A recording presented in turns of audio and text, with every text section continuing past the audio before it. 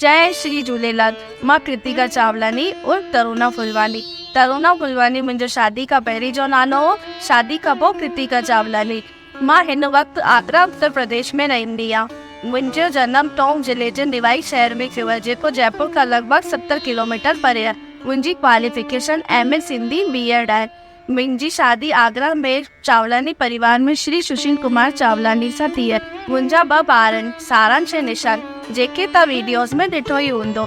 मुंहिंजी रुचि social media ते सिंधी वीडियोज़ लाइ तॾहिं वधी जॾहिं मुंहिंजा हस्बैंड यूट्यूब चैनल ते ट्रैवलिंग वीडियोज़ ठाहे अपलोड कंदा हुआ ऐं उन्हनि जी वीडियोज़ वायरल बि थींदी हुई और उन्हनि जी वीडियोज़ खे माण्हू ॾाढो पसंदि कंदा हुआ।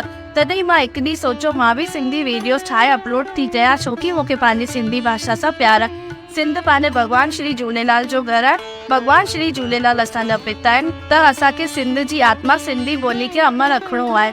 इन करे मां सिंधीअ में लॉन्ग ऐं शॉर्ट वीडियोज़ ठाहींदी आहियां, जेके भारत में न सिंध में बि ॾाढो पसंदि कंदा आहिनि ऐं तव्हां सभिनि खां बि मूंखे ॾाढो प्रेम मिलियो आहे। अॼु मां तव्हांखां सिंधी समाचार राजस्थान चैनल जे माध्यम सां वर्चुअली मिली पायमि। मां सिंधी समाचार जी शॉर्ट फिल्म बि ॾिसंदी आहियां। सलमान खान ते ठहियल शॉर्ट मूवी बि ॾिठी आहे। वरी हिननि जी नई मूवी अचण वारी आहे, शराब आहे ख़राब, जेके पंहिंजे समाज लाइ सुठो संदेश थी ॾिए। वरी हिकु बार जय श्री झूलेलाल।